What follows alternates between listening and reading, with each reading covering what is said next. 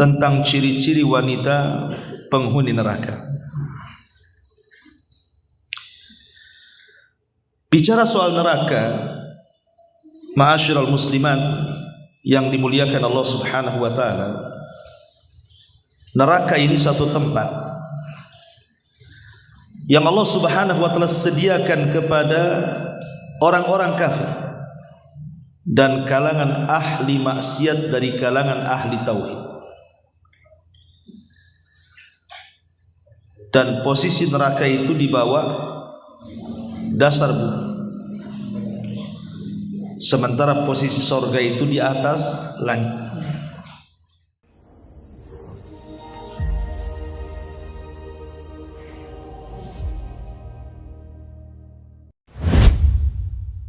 Bismillahirrahmanirrahim.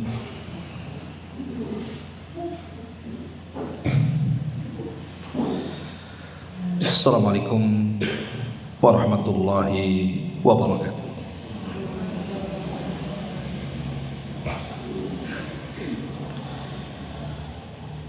Innal hamdalillah nahmaduhu wa nasta'inuhu wa nastaghfiruh wa na'udzu billahi min shururi anfusina wa sayyiati a'malina.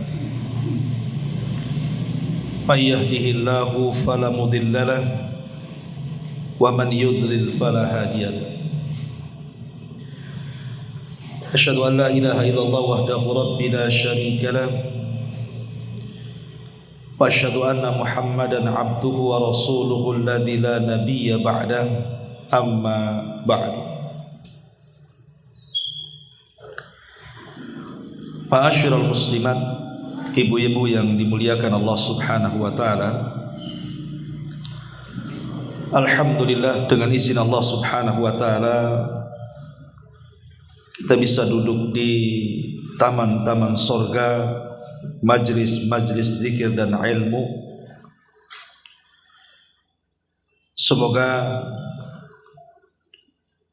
dengan duduknya kita di majlis ini Allah Subhanahu wa taala memberikan curahan berkahnya kepada kita, karena tidaklah seseorang berkumpul di rumah-rumah Allah Subhanahu wa taala kecuali akan diturunkan kepada mereka rahmat, kemudian barakah, dan nama kita akan disebut-sebut di hadapan makhluk yang ada di langit sana. Pembahasan yang diamanahkan di pagi hari ini, kita akan membahas tentang alamat atau ciri-ciri wanita-wanita yang akan menjadi penghuni neraka dan wanita-wanita yang akan menjadi penghuni sorga.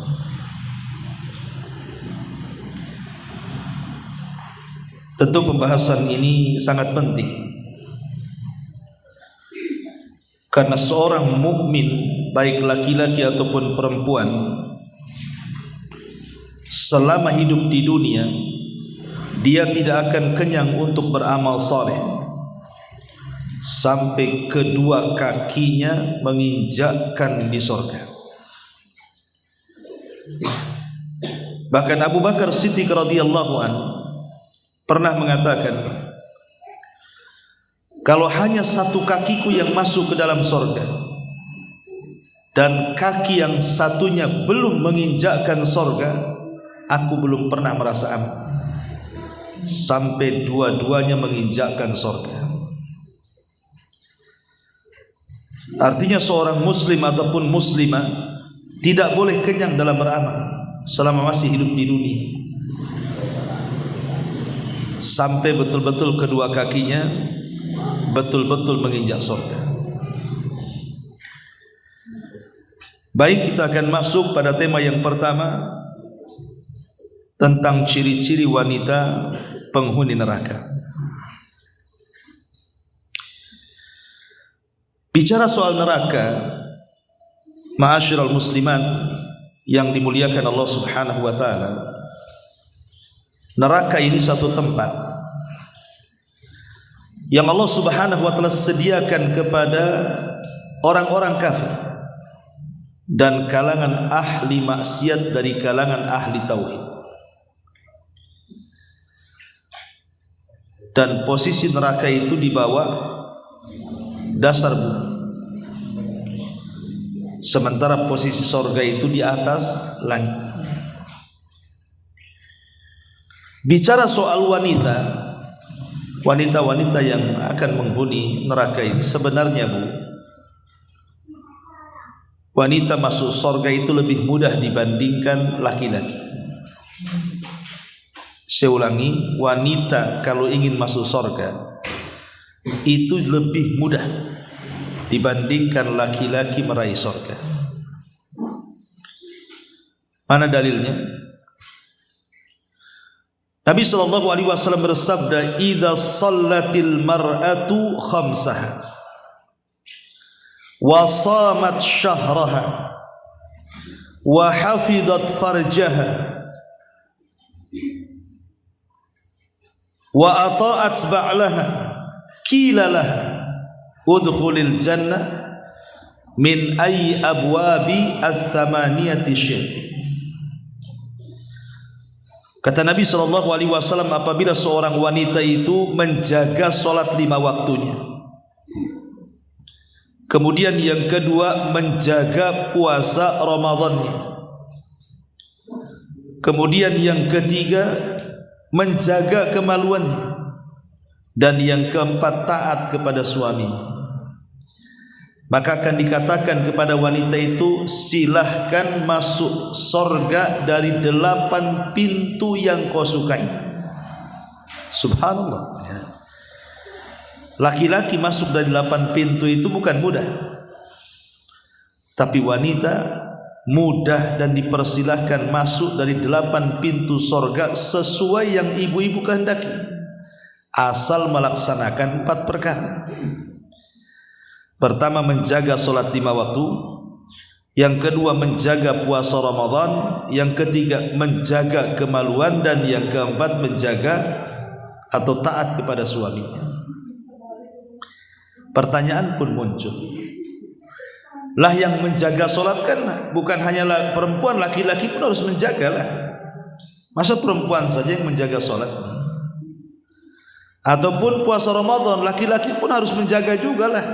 Kenapa kemudian yang ditekankan perempuan di sini? Jawabannya, karena laki-laki itu tidak mengeluarkan darah haid. Laki-laki kalau mengeluarkan darah haid itu namanya LGBT. Lah karena wanita itu mengeluarkan darah haid, sehingga sewaktu-waktu dia akan keluar. Kalau sampai tidak tahu kebiasaan keluar darah haid itu, bisa saja dia meninggalkan sholat dengan sengaja, dan itu dosa besar. Pamannya nih, dalam 1 bulan mungkin ibu yang ada yang keluar haid di awal atau di akhir bulan, ibu sudah tahu jadwalnya, bahwa dalam minggu-minggu ini pasti akan keluar darah haid. Lah karena ada kebiasaan, terkadang seorang wanita itu terkadang nggak perhatian soal itu. Datang waktu zuhur, tahu ini waktu-waktunya haid akan keluar, entah mungkin ibu merasa mulas atau apa gitu kan, mesti ada tanda-tanda kan Bu. Tapi ibu biarkan saja, nanti kan zuhur masih lama, masih jam 3.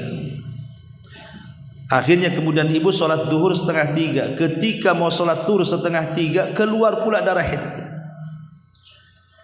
Akhirnya ibu meninggalkan sholat kan, karena melalaikan sholat. Ya. Masyaallah muslimat yang dimuliakan Allah Azza wa Jalla. Dari situ kenapa kemudian Islam sangat menegaskan kepada para wanita untuk menjaga sholat. Kalau sudah tahu dekat-dekat waktu haid itu, jangan pernah mengulur-ngulurkan waktu. Dikhawatirkan kalau mengulur-ngulur waktu tadi, mau sholat tiba-tiba keluar darah haidnya.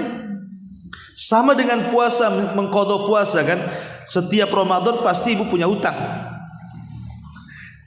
Lah kadang-kadang membayar hutang Ramadan itu ada seorang wanita yang malas sampai nunggu Sya'ban tahun depan, belum dibayar-bayar hutangnya.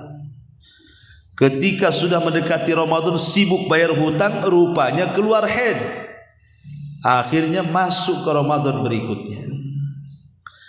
Lah dari sini Rasul mengatakan, apabila seorang wanita menjaga solatnya, menjaga puasa Ramadannya, dan menjaga kemaluannya serta taat kepada suaminya, silahkan masuk surga dari 8 pintu surga yang dia sukai. Dari sini 4 perkara saja seorang wanita itu mudah masuk surga. Kalau laki-laki ini kan macam-macam amalannya, itu masuk surga itu berat. Tetapi masalahnya, wanita ini dimudahkan masuk surga, tapi kenapa pula yang banyak di neraka itu pula perempuan? Jadi dalam peristiwa Isra Mi'raj, Nabi SAW pernah diperlihatkan ketika Rasul melihat-lihat neraka itu. Rupanya kata Nabi SAW, ittala'tun nara, aku diperlihatkan neraka. Fa'idha aktsaru ahlihan nisa, ternyata kebanyakan penghuninya mak-mak pula lah itu, ibu-ibu di neraka itu paling banyak. Kenapa coba? Inilah yang kita akan bahas. Kenapa sampai wanita itu lebih banyak di neraka dibandingkan sorga? Sebenarnya di sorga banyak juga perempuan. Cuman kalau di sorga itu kan bidadari yang banyak, memang penghuni sorga. Tapi kalau di neraka itu memang wanita-wanita dunia yang masuk neraka. Baik, kita mulai. Yang pertama, hadis Nabi SAW. Kata Nabi SAW, arba'un min ummati, atau arba'un fi ummati, min amril jahiliyati la yatrukuhun, al-fakhru fil ahsab, wa ta'nu fil ansab, wal istisqa'u bin nujum, wan niyahatu 'alal mayyit. Qala an-naihatu idza lam tatub qabla mautiha tuqamu yaumal qiyamati wa 'alaiha sirbalun min qatiran wa dhira'un min jarabin. Kata Nabi SAW, ada 4 perkara terdapat pada umatku, semua adat istiadat jahiliyah. Apa itu? 1, membangga-banggakan kebesaran leluhur. 2, mencela keturunan. 3, mengaitkan turunnya hujan kepada bintang tertentu. Dan yang 4, meratapi mayat. Ini yang 4. Ciri-ciri wanita penghuni neraka itu adalah wanita yang suka meratap. Kenapa kemudian dikhususkan kepada wanita coba? Karena laki-laki itu ada yang meratap, tetapi jarang. Karena laki-laki itu lebih tabah dibandingkan wanita kalau terkena musibah. Tapi umumnya yang meratap itu ya ibu-ibu, siapa lagi? Bahkan saya pernah melihat, Bu, ada orang yang meratap itu luar biasa. Jadi ada bapaknya, kalau tidak salah, bapaknya itu sedang sakit parah. Lah kebetulan koma. Entah kenapa siapa yang memulai, tiba-tiba kemudian satu keluarga nangis. Padahal bapaknya masih koma, masih belum mati bapaknya tuh. Tiba-tiba kemudian salah satu anaknya yang perempuan itu guling-guling itu, guling kiri, guling kanan sampai jabat-jabat rambut, sampai ditenangkan sama warga. Akhirnya kemudian dimasukkan ke kamar, sudah pingsan. Rupanya bapaknya tak jadi mati, hanya koma saja, tak jadi mati bapaknya. Tapi dia sudah guling-guling kayak dia yang mau mati, yang meratap itu. Kan aneh gitu ya. Makanya kenapa dahulu Di zaman Nabi SAW ada seorang wanita namanya Ummu Salamah. Ummu Salamah radhiyallahu anha menikah dengan seorang laki-laki namanya Abu Talha. Lah Abu Talha itu punya anak laki-laki namanya Abu Umair. Abu Talha itu punya anak laki-laki namanya Abu Umair. Lah satu hari Abu Umair ini sakit. Abu Talha suaminya sedang safar. Akhirnya Allah takdirkan meninggal pula lah Abu Umair. Keluarganya menangis. Akhirnya kemudian Ummu Salamah mengatakan kepada keluarganya yang menangis, jangan ada yang menangis di rumah ini, keluar semuanya. Siapapun yang meratap di rumah ini keluar dari sini, dan awas jangan sampai memberitahu suamiku tentang kematian putranya, biar aku yang memberitahu, katanya. Lihat bagaimana ketabahan Ummu Salamah. Dilarang siapa yang menangis di rumah ini keluar. Akhirnya tidak ada yang berani nangis. Setelah kemudian Abu Talha datang, subhanallah ya, Ummu Salamah ini memberikan pelajaran bagaimana ketabahan seorang istri kepada suami. Jadi dimandikannya anaknya, dikafankannya anaknya, kemudian dibaringkan di tempat tidurnya seolah-olah dia tidur nyenyak padahal dia sudah mati. Datanglah Abu Talha, namanya suami, Bu ya, kalau datang dari jauh kemudian pulang, pasti kalau punya anak yang ditanyakan anaknya dulu kan, bukan ibunya dulu. Ibunya nomor 2 biasanya, pasti anaknya dulu. Kata Ummu Salamah, jangan bang, dia sedang tidur padahal sudah mati. Akhirnya kemudian dibilang sedang tidur, jangan diganggu. Disilah kesempatan Ummu Salamah untuk melayani suaminya, padahal dia dalam kondisi tingkat sedih bagaimana anaknya meninggal, tapi ketabahannya luar biasa Ummu Salamah. Dia masak dengan masakan terlezat untuk suaminya yang baru datang dari safar. Dia berdandan dengan dandan yang cantik untuk suaminya yang baru datang dari safar. Dia pun melayani. Layaknya suami istri berhubungan di malam itu, seolah-olah dia tidak ada musibah. Bisa nggak buka Ummu Salamah? Kalau ibu nggak yakin sih, anaknya meninggal dan nangis, datang suaminya makin nangis lagi. Kan itu ya. Ini tak ada tangisan-tangisan kayak gitu. Setelah kemudian tengok suaminya lelah letih tertidur sepertiga malam lah, baru dibangunkan sama Ummu Salamah. Baru cerita, bang begini, bisa nggak adik cerita? Kata Abu Talha, ya silahkan cerita.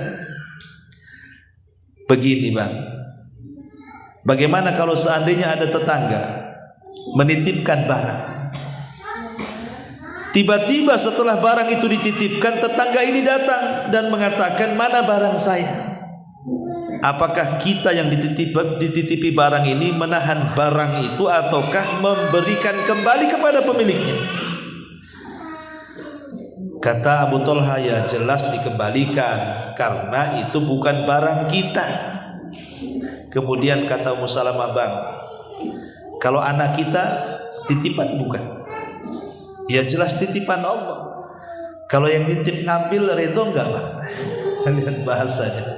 Ya bingung mau bilang redo gimana, mau bilang marah gimana kan itu. Mau marah juga istrinya sudah bagus, sudah baik, sudah sabar, mengajari ketabahan gitu ya. Akhirnya dia pun hanya bisa marah dipendam. Kemudian keesokan harinya datang kepada Rasul, kemudian menceritakan kesabaran istrinya, dan Rasul pun mendoakan, Allahumma barik lakuma fi lailatikuma. Ya Allah, semoga Allah berkahi engkau di malam hari ketika kalian berdua melakukan hubungan. Akhirnya Allah ganti itu anak-anaknya Abu Talha itu dari Abu Umair yang meninggal. Akhirnya banyak anak-anaknya lahir dan menjadi orang-orang hebat.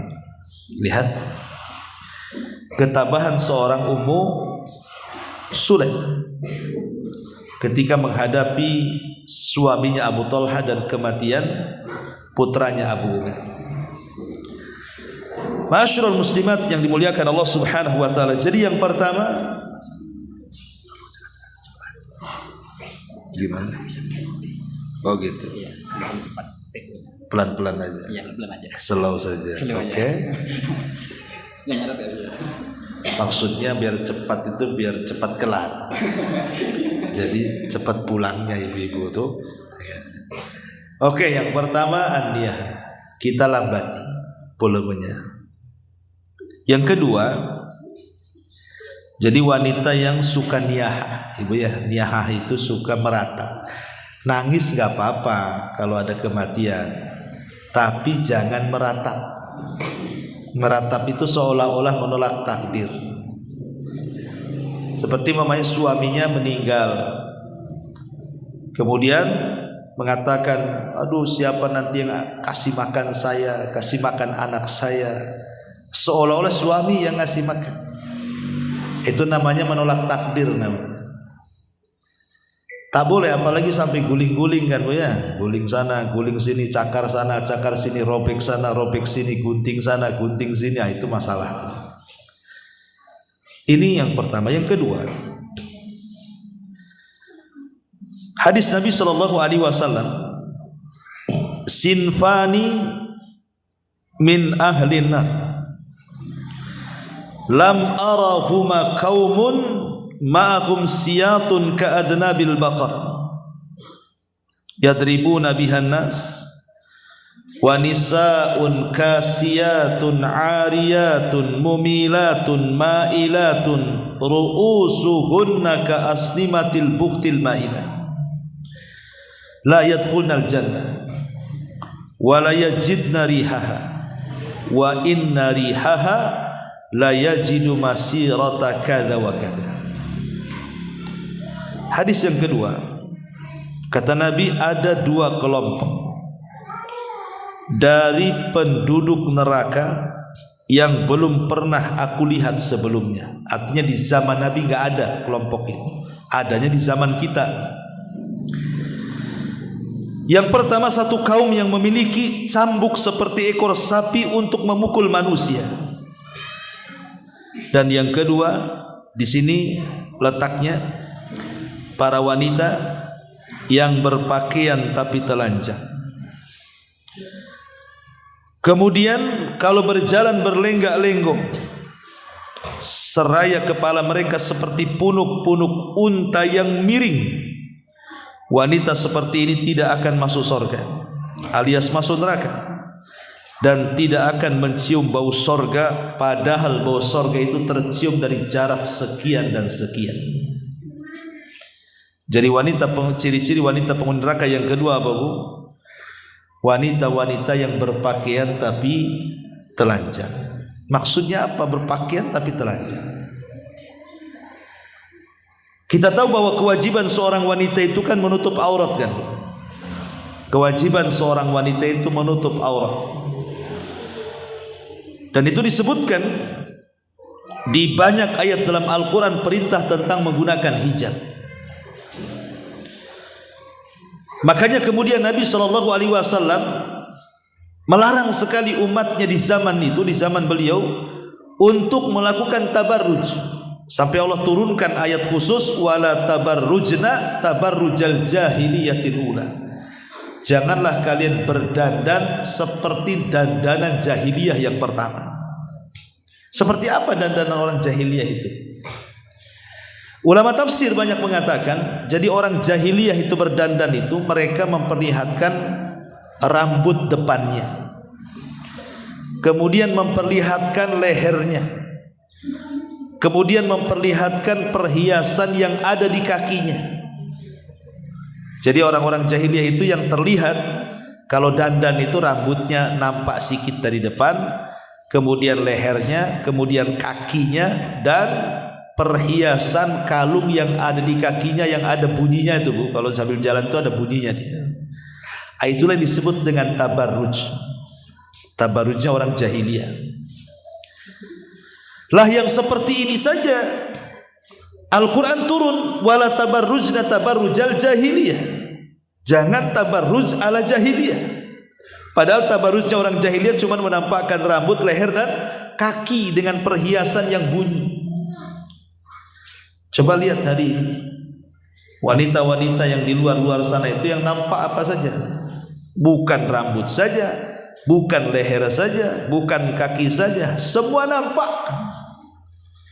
Berarti wanita-wanita di zaman sekarang kan lebih parah dibandingkan wanita jahiliyah kan, Bu? Wanita jahiliyah itu aja dilarang tabarujnya seperti itu. Itulah dandanan orang jahiliyah, masih tertutup badannya, cuman leher dengan rambutnya tampak dan kakinya. Tapi wanita-wanita di zaman sekarang semuanya nampak. Pakaian udah kurang bahan, robek-robek sana sini kan gitu ya. Kadang-kadang ketat, transparan, macam-macam. Kadang ada bukaan semuanya. Lah ini lebih jahiliyah dibandingkan jahiliyah. Jahiliyah saja masihlah nutup-nutup, walaupun leher sama kepala nampak gitu ya. Lah ini kan bahaya. Lah sifat-sifat wanita seperti ini kata Rasul tidak akan masuk surga, artinya masuk neraka, padahal bau surga itu tercium sekian dan sekian. Jangan lagi cerita surga, baunya saja tidak. Naudzubillah. Ini yang kedua. Wanita, ciri-ciri wanita penghuni neraka adalah wanita-wanita yang berpakaian tapi telanjang. Bahkan musibahnya hari ini, lihat pakaian-pakaian laki-laki yang dipakai perempuan. Perempuan dah pakai lepis, pakai jeans, pakai kaos itu kan. Laki-lakinya pula pakai daster. Ini kan repot. Balik sekarang ini ya. Jadi yang seperti ini sudah banyak. Makanya Bu, kalau punya anak perempuan, jaga. Coba dari mulai umur setahun 2 tahun itu sudah didoktrin kalau bisa ya, dikasih pakaian yang syar'i, dijilbabi, perlu dijilbabi lah, supaya anak itu sudah besar tahu oh itu pakaian dia dan itu bukan pakaian dia. Didoktrin seperti itu. Ini yang kedua. Kemudian yang ketiga, hadis yang ketiga, An Abdullah bin Amrin qala Rasulullah sallallahu alaihi wasallam la yanzurullah ila imra'atin la tashkuru li zawjiha wa hiya la tastaghni anhu. Dari Abdullah bin Amr radhiyallahu anhu, dia berkata, Rasul sallallahu alaihi wasallam bersabda, Allah tidak akan melihat seorang istri yang tidak pandai berterima kasih kepada suaminya, padahal ia selalu butuh kepada suaminya. Dan ini salah satu sifat yang buruk seorang wanita. Pasti ini ada, semua orang punya ini. Jadi ibu-ibu yang di sini itu semua punya ini, sifat ini. Namanya kusurul fitri, kurangnya fitrah, mengikuti perasaan, tidak bersyukur kepada suami. Ini sifat ini ada pada semua wanita. Cuman ada yang ya parah gitu ya, ada yang ringan. Dan bagi laki-laki kita, bagi bapak-bapak para suami memang diuji dengan ini yang satu. Jadi bapak-bapak itu diuji dengan kusurul fitrah, dengan perasaan wanita, seolah-olah laki-laki ini tidak pernah berbuat baik padahal sudah banyak berbuat baik. Istrinya itu butuh sama suaminya tapi mengingkari kebaikan suaminya. Inilah yang kemudian, penyakit inilah yang kemudian paling banyak wanita masuk neraka. Penyakit yang satu ini, kusurul fitri, ini paling banyak memasukkan wanita ke dalam neraka. Tidak bersyukur dengan suami. Perhatikan hadisnya. Nabi SAW bersabda, uritun nara, aku diperlihatkan neraka.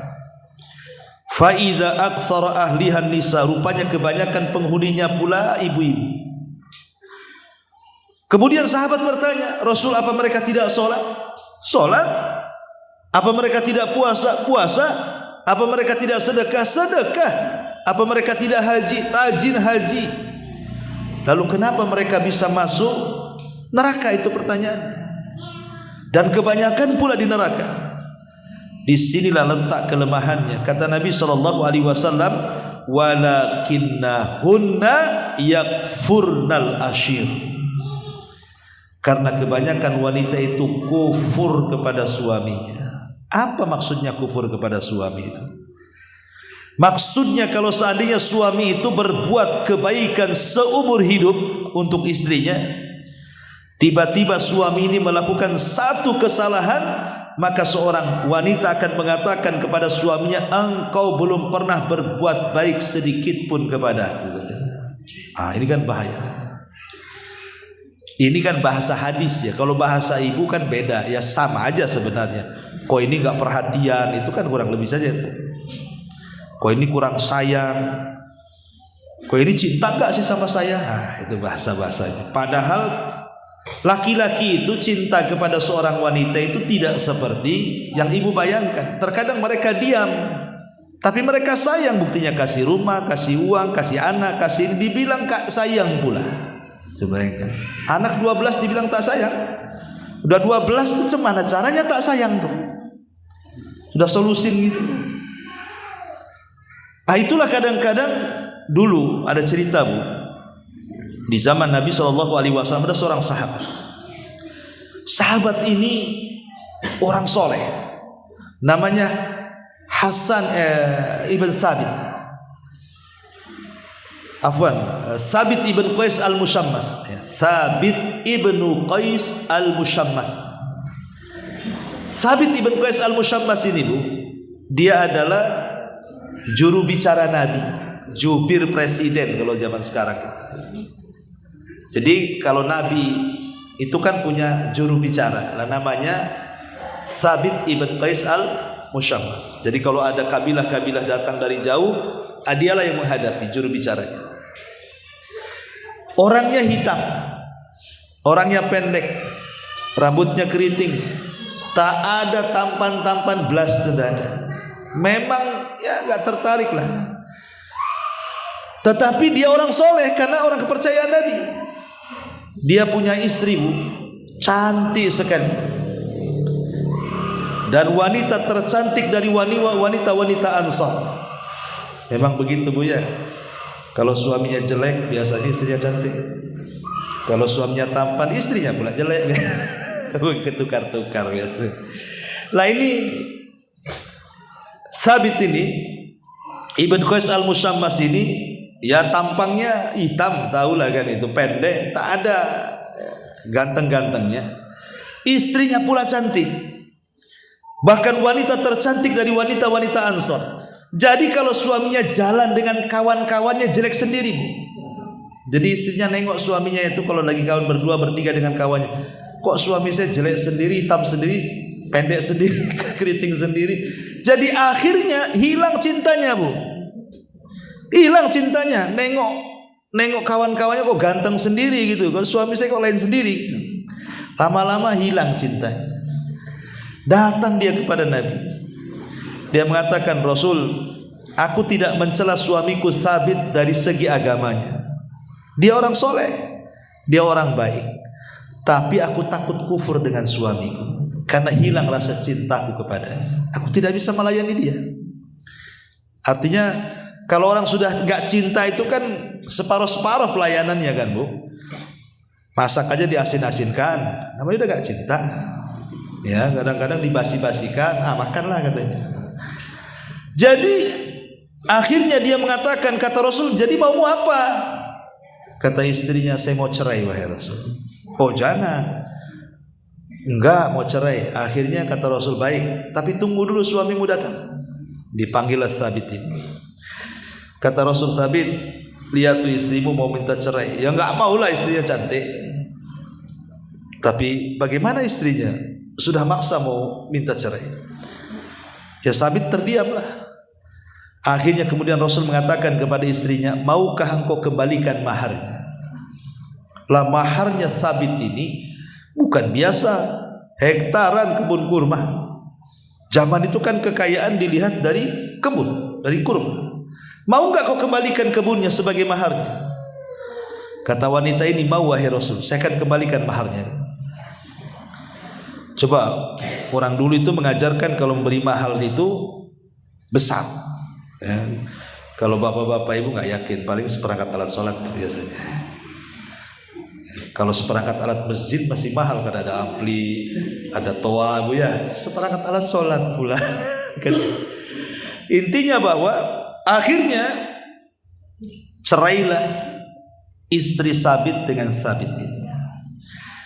Setelah habis masa idahnya bu, akhirnya istri Sabit ini dia ingin mencari suami sesuai dengan kriteria dia, yang ganteng, yang putih, yang tinggi. Pokoknya pengen lah biar kalau suaminya jalan dengan suami orang itu tidak malu-maluin gitu ya. Dapat bu sesuai dengan kriteria. Dia dapat suami yang ganteng, yang tinggi, yang maco, yang macam-macam lah, yang parlente pokoknya lah. Masalahnya yang ganteng pula ada kekurangannya. Dia tidak bisa memuaskan istrinya di ranjangnya. Gak pernah puas. Bermasalah dengan seksualnya. Mungkin bahasa kitanya impoten atau apa gitu ya. Pokoknya gak puas lah suami istrinya. Si Sabit pula yang dibilang jelek itu, dia pula yang suka muasi. Terpikir dia, kenapa aku cerai dengan Sabit katanya. Kenapa aku cerai dengan Sabit? Akhirnya dia buat ulah, pengen menceraikan lagi suami yang barunya, karena nggak puas kan, ingin balik pada suami yang pertama Sabit. Tapi nasi sudah jadi bubur. Ketika dia minta cerai dengan suami yang kedua diceraikan, ketika hendak balik ke Sabit, Sabit sudah tak mau. Terkadang apa yang dianggap baik buruk di hadapan Allah, apa yang dianggap buruk baik pula di hadapan Allah. Nah, inilah gambaran wanita-wanita yang kadang-kadang tidak sabar, mudah kufur pada suami. Ya, dia tidak pernah melihat suaminya apa adanya. Rupanya sebenarnya suaminya itu punya kelebihan yang kadang-kadang ibu tak tahu tuh sebenarnya kelebihannya. Hanya bisa membandingkan dari jauh. Sebenarnya suami ibu lebih hebat dibandingkan yang lainnya. Ini contoh saja sejarah kan itu ya. Makanya ini yang ketiga di antara wanita-wanita penghuni neraka itu adalah wanita yang tidak bersyukur kepada suami, alias kufur. Ini yang ketiga. Yang keempat, hadis dari Abi Hurairah radhiyallahu anhu. Qala Rasulullah sallallahu alaihi wasallam, "Idza da'a ar-rajul imra'atahu ila firashihi fabatat ghadban 'alaiha la'anatha al-malaikatu hatta tusbiha." Dari Abu Hurairah radhiyallahu an, kata Nabi SAW bersabda, jika seorang wanita, seorang suami memanggil wanitanya, memanggil istrinya ke tempat tidurnya, maksudnya suaminya ingin melakukan hubungan suami istri, namun sang istri enggan, tak mau datang, atau malas melayani, atau ogah-ogahan, atau banyak alasan, atau banyak ngelesnya. Entah karena capek lah, karena ini, pokoknya banyak kali ngelesnya. Akhirnya suaminya hilang hasratnya, yang ada dongkol marah, tidur dalam posisi marah karena tak dapat jatah. Maka wanita itu, kata Rasul, akan dilaknat sampai waktu subuh. Ustaz, tak adil. Kalau suami minta kita tolak, aku pula dilaknat. Aku minta suami tak mau pula, suami dilaknat enggak bu? Tidak, karena biasanya suami jarang nolak. Ini tanya bapak-bapak di depan. Nggak ada suami nolak-nolak tuh. Yang suka nolak-nolak kan istri. Makanya hadis ini dikhususkan kepada para wanita. Mungkin 1001 lah kalau laki-laki nolak tuh. Mungkin karena sudah tidak cinta, atau karena ada orang nomor 2, nomor 3, nomor 4, nomor 5 mungkin di luar tuh, jadi dingin dia kan. Tapi kalau belum ada nomor-nomor di luar itu masih panas itu bu. Ya. Artinya bahwa di sini Nabi SAW mengingatkan soal ketaatan di sini. Bukan hanya bicara soal ranjang saja, tidak. Maksudnya hadis ini bicara soal ketaatan. Karena muara pokok dari seluruh hak seorang istri kepada suami itu ada pada taat. Setelah dia taat kepada Allah, baru taat kepada suaminya. Ini saya jadi kencang lagi nih ngomongnya. Bisa saya dilambat-lambatin ini. Ya. Gimana nih mau lambat-lambatin ngomong nih? Oke, jadi Ini yang keempatnya. Yang kelima. Jadi yang keempat ini istri yang tidak pernah taat pada suami. Yang nomor 5. Hadis Nabi SAW dari Abu Hurairah radhiyallahu anhu. Hadis ini terdapat dalam kitabnya Imam Bukhari, tapi bukan dalam sahihnya. Dicantumkan dalam kitabnya Adabil Mufrad.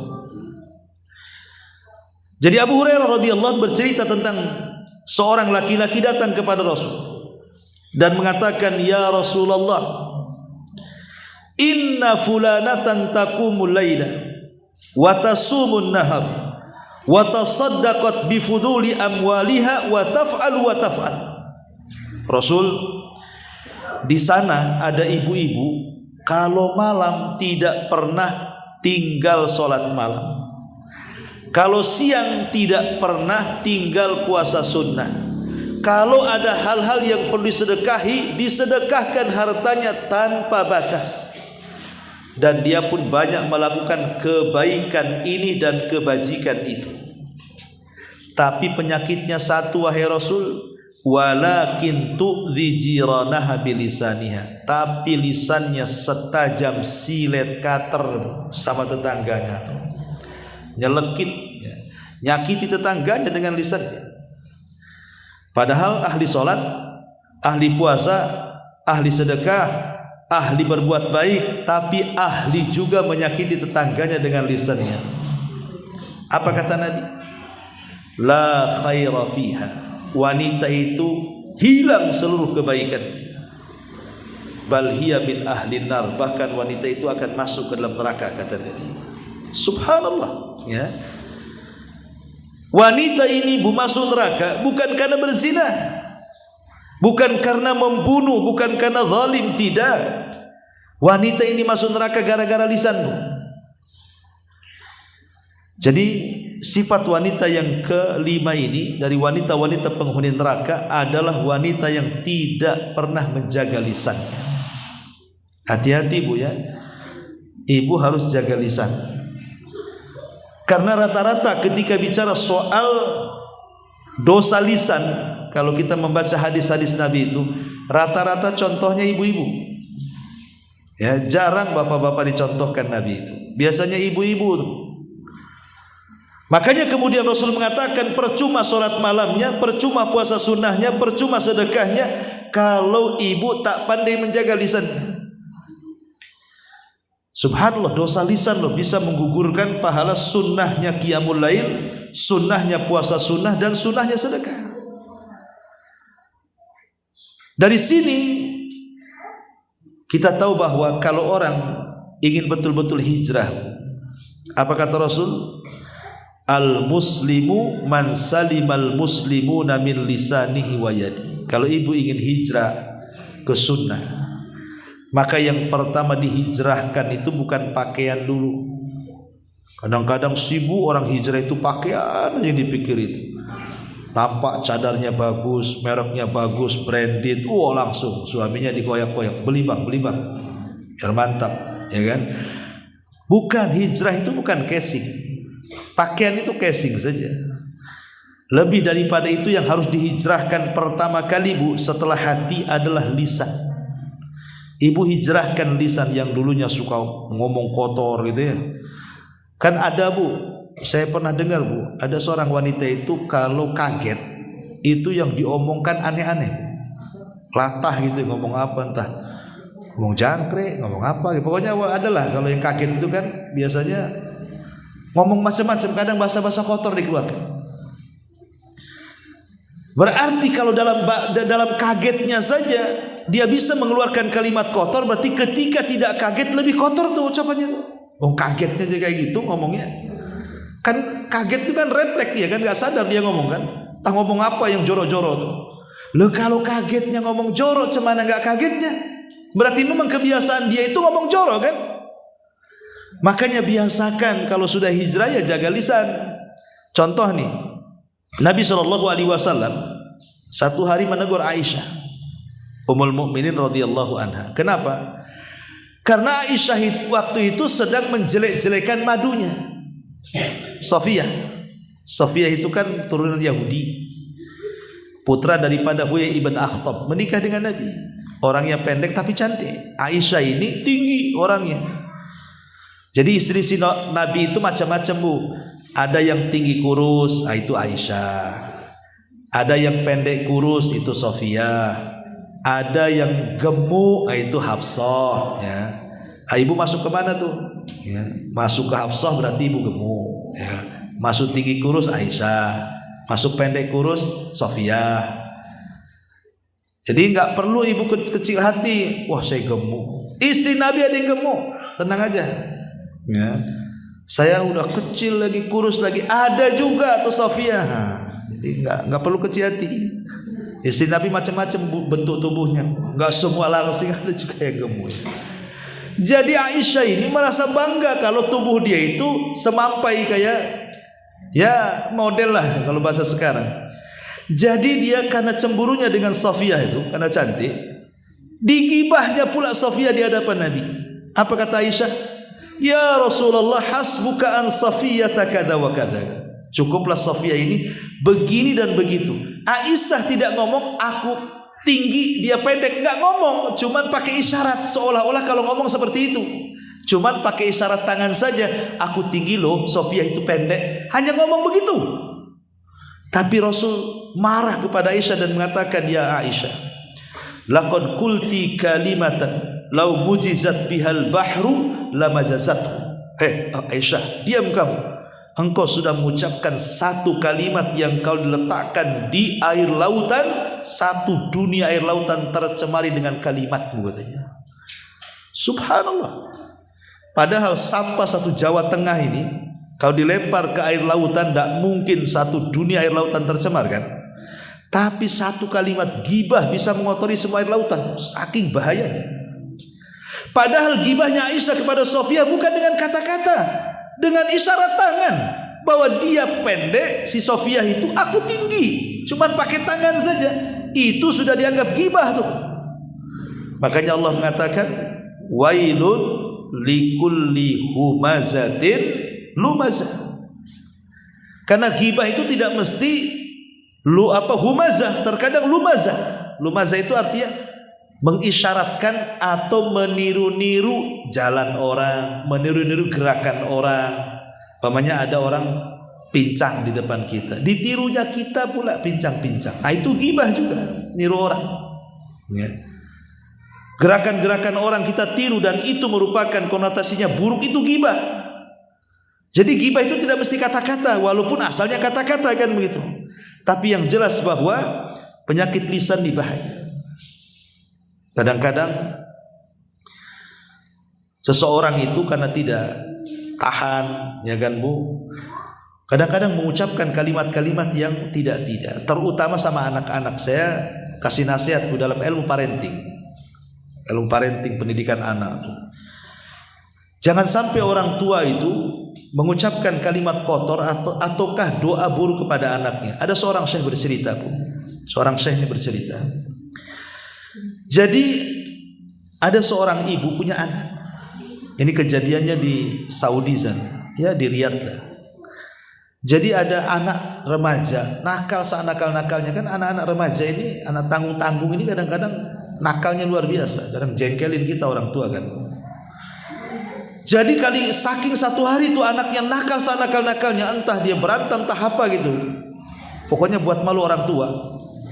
Sampai ibunya mengatakan apa? Nah kalau kau tahu nakal seperti ini, mudah-mudahan ada peluru bersarang di kepalamu, katanya. Bahasanya. Kalau kau tidak berhenti dari kenakalanmu, semoga ada peluru bersarang di kepalamu. Itu ngomong itu satu kali ngomongnya. Rupanya diaminkan malaikat tuh ngomong tuh. Jadi setelah anak ini tumbuh dewasa, sudah mungkin berpuluh-puluh tahun anak ini tumbuh dewasa dan sudah kuliah. Mungkin ibu ini sudah lupa juga dengan kata-katanya karena sudah dari kecil dia kan. Jadi setelah lulus kuliah anaknya ini mendaftar sebagai anggota militer. Kita masuk ABRI, mungkin biasa di TNI Polri lah negara kita ini. Jadi ketika ada penataran, Ya, satu barak dengan kawan-kawannya. Di situ ada pistol, disangka tidak ada pelurunya, dibuat main-main.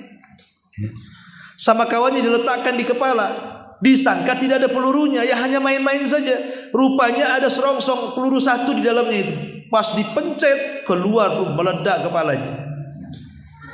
Wah, ibunya menangis. Karena sudah mendidik dia dari kecil sampai besar, sampai masuk ke angkatan. Rupanya ibunya baru sadar, karena dia pernah dulu mengatakan pada anaknya semasa kecil, waktu nakal apa?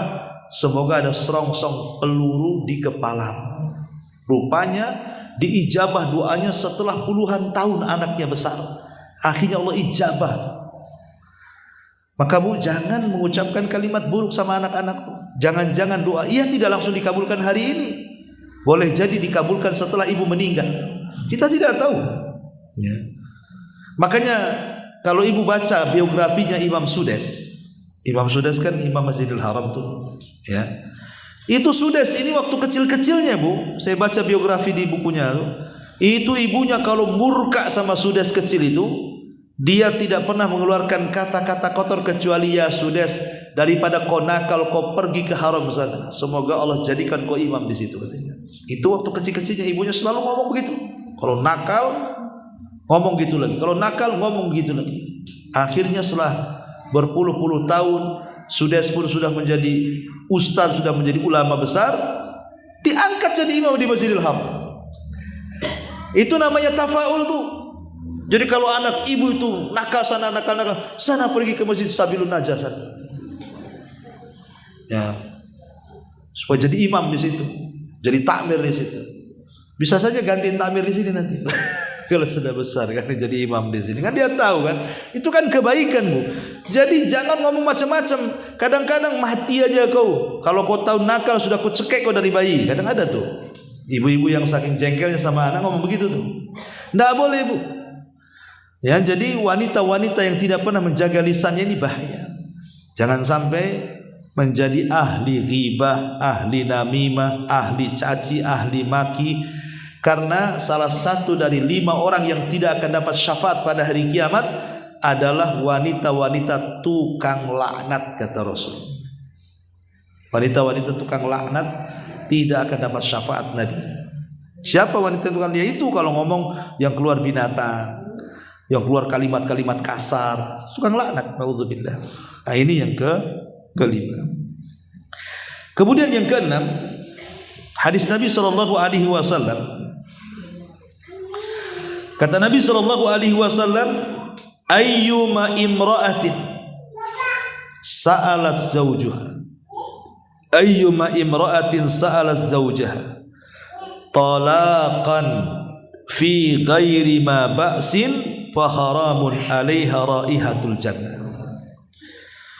Wanita mana saja yang meminta cerai tanpa ada alasan yang jelas, maka haram baginya mencium bau surga. Kalau ada seorang istri, entah masalahnya apa tidak jelas, tahu-tahu minta cerai, haram, bahkan surga diharamkan kepadanya.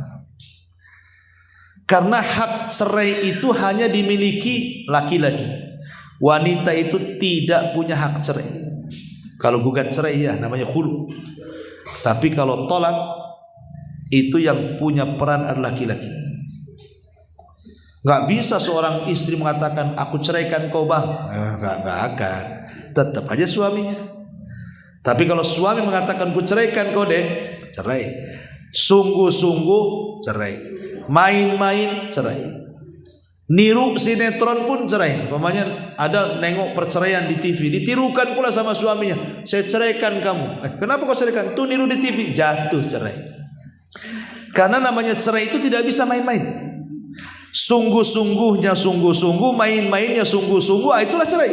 Hati-hati. Ya. Jangan sampai asal-asalan. Lah seorang wanita itu tidak boleh meminta cerai karena bukan hak dia. Makanya di sini kenapa kok hak cerai diserahkan kepada laki-laki dan tidak diserahkan kepada perempuan? Coba. Kenapa? Karena biasanya laki-laki itu, maaf ibu ya, maaf sekali lagi, laki-laki itu dia lebih berakal, akalnya sempurna dan agamanya sempurna. Itu yang melatar belakangi kenapa cerai itu di tangan suami, karena dua perkara. Suami itu akalnya sempurna dan agamanya sempurna. Lain dengan perempuan, akalnya kurang, agamanya kurang. Kenapa akalnya kurang dan agamanya kurang? Kalau waktu haid dia tidak sholat, kurang agamanya kan? Kalau waktu haid dia tidak puasa, kurang agamanya. Kalau dia haid malas berzikir, kurang agamanya. Di saat dikatakan kurang akalnya, karena wanita lebih mendahulukan perasaan dibandingkan akalnya. Kalau laki-laki terbalik, mendahulukan akal dibandingkan perasaannya. Makanya contoh mudah saja, kalau ibu dengan suami ke pasar, cepat mana belanjanya? Suami nggak tawar-tawar, ambil, balik. Kalau istri ditengok dulu, ditawar dulu, beda 1.500 tak jadi beli. Dimakinya pedagang, mahal kali mau. Itu kan. Akhirnya apa? Keliling, nggak ada di situ juga. Dibeli lagi juga di situ akhirnya. Kadang-kadang itu karena perasaan kan. Kalau suami tidak. Makanya suami itu kalau ngantar ibu ke pasar paling sampai parkir biasanya. Udah masuk aja gitu ya. Aku tunggu di sini aja, malas katanya. Karena kadang-kadang yang dibeli itu yang tidak dicatat, kebeli yang dicatat pula tak kebeli. Jadi beli bawa pulang pula, bawa pakaian kadang-kadang. Jadi ada orang-orang yang itulah makanya karena ikut perasaan. Saya contohkan ya. Memang wanita-wanita sih kalau yang berakal ya banyak berakal juga. Tapi kebanyakan tidak berakal, ikut perasaannya. Dulu di zaman Nabi ada seorang wanita bu, namanya siapa ya? Lupa saya. Ntar dulu saya ingat dulu namanya. Ummu Hakim. Ya. Di zaman Nabi SAW ada seorang wanita namanya Haulah bintu Hakim. Haulah bintu Hakim. Haulah bintu Hakim itu kalau zaman dulu kan bukan main jodoh-jodohan ya. Kalau orang dulu itu kalau menikah itu main jodoh-jodohan. Kayak mungkin di beberapa tempat kayak di daerah Madura zaman saya dulu di sana itu masih lah tradisi jodoh-jodohan itu. Ya ada bagusnya, ada yang tidak bagusnya. Tapi kalau orang Arab biasa jodoh-jodohan itu dijodohkan dengan kerabatnya kan itu. Lah kebetulan Haulah bintu Hakim ini dijodohkan oleh kerabatnya. Kerabatnya pula akalnya kurang, ada sedikit gila-gilanya dan temperamen, orangnya suka marah ya. Pokoknya emosian suaminya itu, sudah sedikit-sedikit gila, emosian, dan wajahnya pula tak tampan, biasa saja. Coba bu, ibu punya suami ya tampan tidak, akalnya error, pemarah bu, apa enggak batin tuh bu ya. Tetapi Haulah bintu Hakim ini dia sabar dengan suaminya walaupun suami seperti itu. Sampai dikaruniai banyak anak. Banyak anak akhirnya dari suaminya. Padahal suami itu agak-agak gila tuh. Jelek lagi, agak gila lagi, pemarah lagi. Jadi satu hari Haulah bintu Hakim ini mungkin dia melakukan sesuatu yang membuat jengkel suaminya. Akhirnya saking jengkelnya suaminya mengeluarkan kata-kata yang menurut orang-orang jahiliyah itu kata-kata itu dianggap talak. Apa itu? Antika zohri ummi, engkau seperti punggung ibuku katanya. Ya nanti kemudian belakangan turun surah Dihar kan. Engkau ini seperti punggung ibuku katanya. Haulah bintu Hakim langsung menangis bu. Karena tahu kalimat itu menurut orang jahiliyah kalimat cerai. Dan dalam Islam belum ada masalahnya. Datang dia kepada Nabi. Ya Rasulullah, suami saya mengatakan begini-begini. Bahwa aku seperti punggung ibuku. Apakah aku masih halal dengan suamiku? Kata Rasul, tidak bisa, aku sudah cerai. Tolonglah Rasul, tolonglah Rasul. Anak-anakku banyak katanya. Lihat bagaimana berakalnya Haulah bintu Hakim. Dia wanita baik-baik, punya nasab, cantik, cerdas, gitu ya. Tetapi dia tetap mempertahankan suaminya. Coba kalau ibu di posisi Haulah bintu Hakim, suaminya rada-rada gila kan gitu ya. Tak cantik, tak cakep, jelek suaminya, pendek lagi, suka marah bu. Tahu-tahu suaminya menceraikan ibu, senanglah, bagus aku ganti suami kayak gitu. Karena wanita sekarang akalnya tak tahu diletakkan di mana. Ya. Tapi Haulah ini tidak, dia wanita berakal, dia tidak pernah memandang suaminya seperti itu. Dia hanya memandang anak-anaknya. Anak-anaknya banyak. Dan dia tidak hendak mencari bapak untuk anak-anaknya karena tahu emosional bapak kandung, sak gila-gilanya bapak kandung itu masih sayang sama anaknya dibandingkan bapak bawaan. Dia berakal, tidak mau bercerai. Bolak-balik sama Nabi, pokoknya minta solusi. Kata Nabi enggak ada solusi. Subhanallah, akhirnya pengaduan Haulah bintu Hakim kepada Rasul Allah dengar. Ketika dia bercakap-cakap dengan Rasul, di sampingnya Aisyah. Aisyah enggak dengar apa yang diucapkan Nabi pada di sampingnya.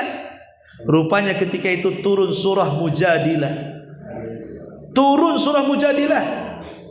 Qad sami Allahu qaulal lati tujadiluka fi zawjiha wa tashtaki ila Allah wallahu yasma'u tahawurakum, terus sampai selesai ayat. Satu surat turun kepada Haulah bintu Hakim. Coba lihat. Inilah wanita berakal namanya. Wanita berakal, diceraikan sama suaminya tak terima. Pengen berujuk, pengen balik. Kalau sekarang kadang-kadang aneh bu. Kan Allah mengatakan apa? Wa in takhafuna nusuzahunna fa'idhuhunna. Kalau engkau takut istrimu melakukan perselingkuhan, selingkuh tidak mesti berzina. Mungkin selingkuh ya tidak taat, terlalu ngomongnya naik di atas suaminya dan begitu seterusnya ya. Apabila engkau melihat ada nusus di antara istrimu, penyelewengan dalam keluarga, kata Rasul apa? Nasihati. Kalau enggak pisah ranjang, kalau enggak pukul. Itu terakhir kan. Itu pun pukul bukan di wajah dan tidak berbekas. Tapi sekarang wanita-wanita di zaman sekarang saya bukan bercerita ibu-ibu di sini ya, maksudnya ibu-ibu di Batam sana. Tenang saja bu ya. Jadi kalau wanita-wanita di sana itu, ya nggak tahu juga, kalau kurang lebih saya tak tahu ya.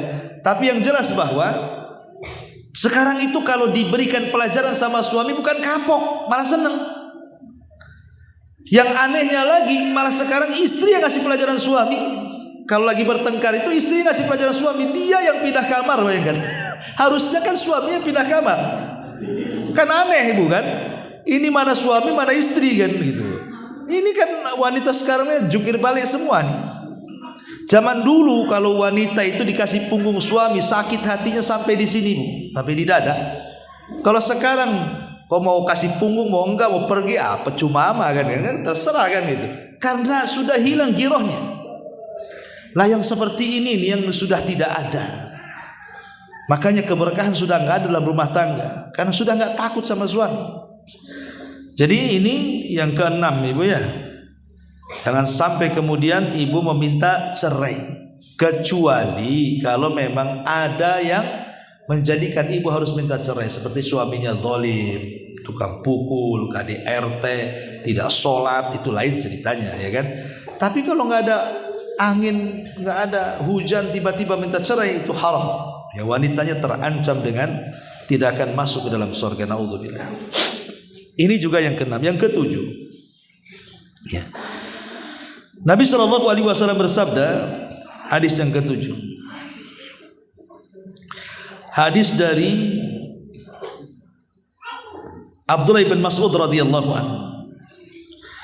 Kata Nabi SAW, la'anallahu al-washimat wal mustawshimat wan namisat wal mutanammisat wal mutafallijat lil husni al mughayyirati khalqallah.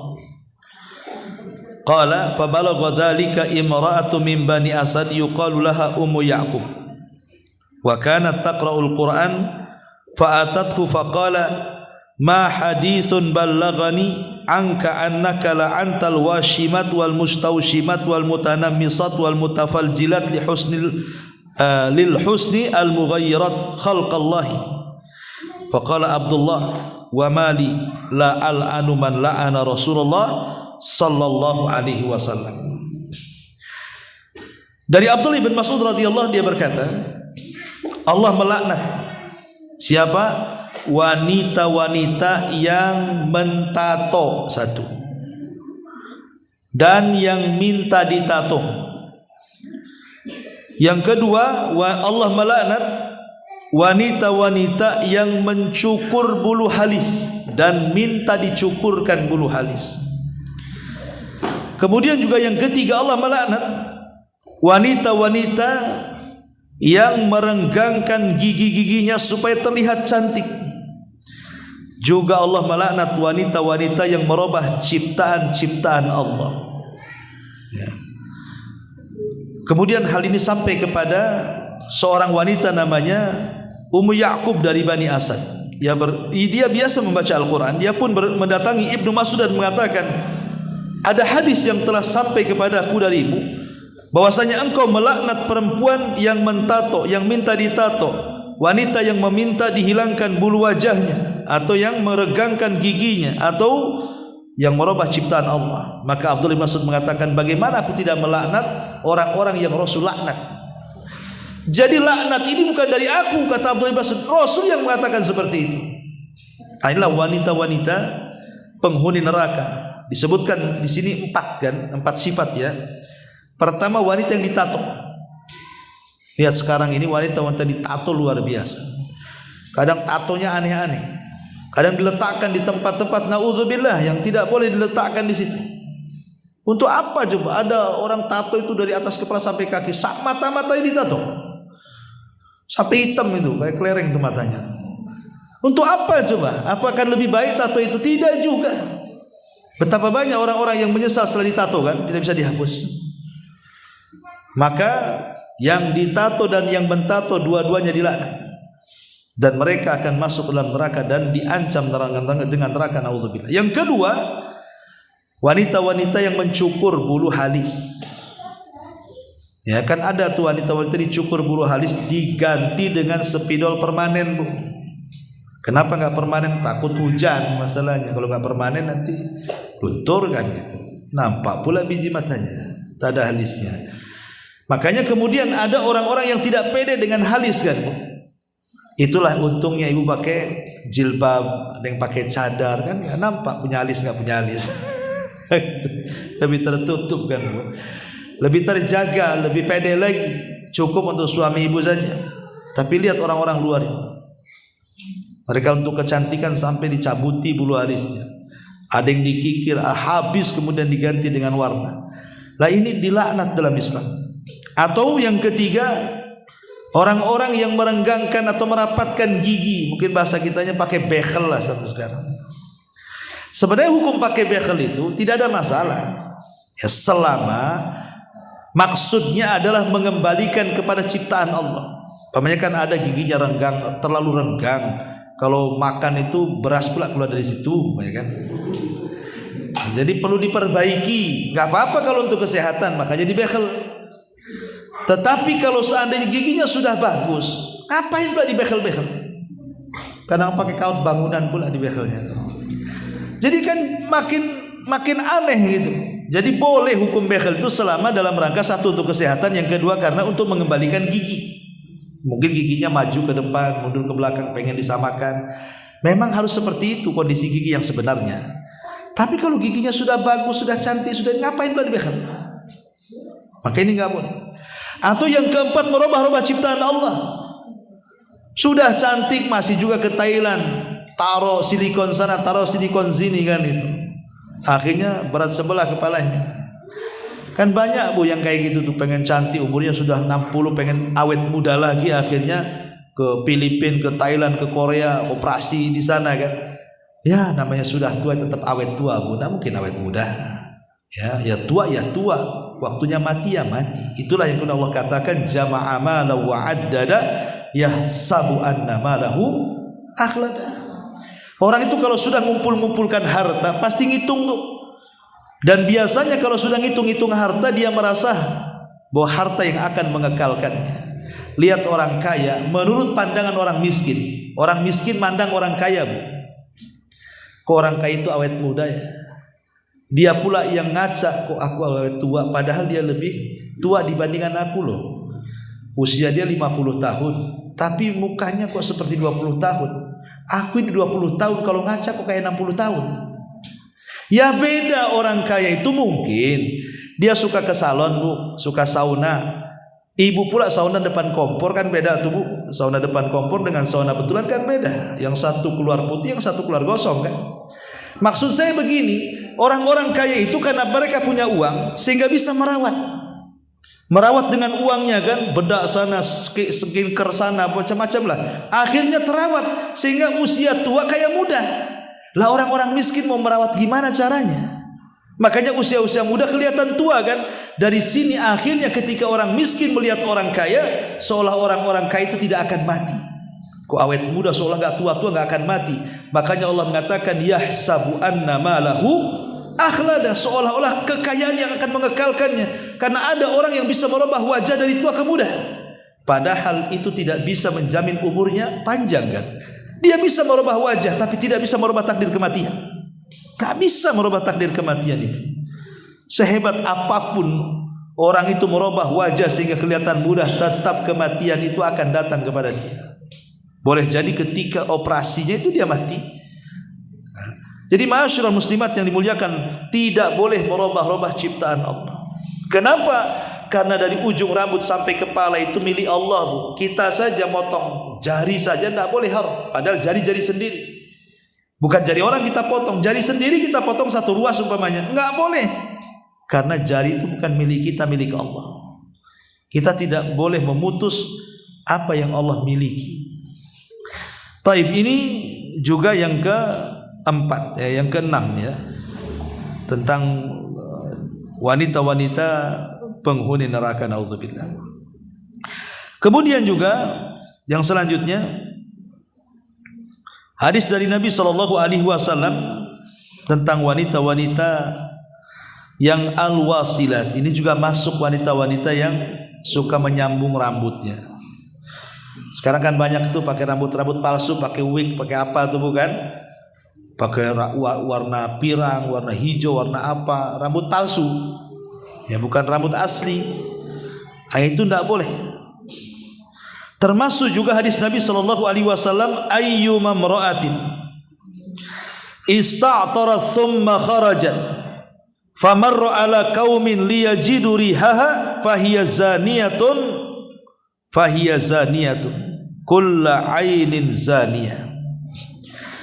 Wanita mana saja yang memakai wewangian lalu ia keluar dan melewati para laki-laki sehingga terciumlah sebagian dari wewangian tersebut, maka wanita itu dianggap pezinah, wanita itu dianggap pezinah, naudzubillah. Lihat, ini yang selanjutnya adalah wanita-wanita yang mereka suka menebar dengan wewangian. Ustaz, kalau enggak pakai wangi tak enak lah, apalagi ke pengajian.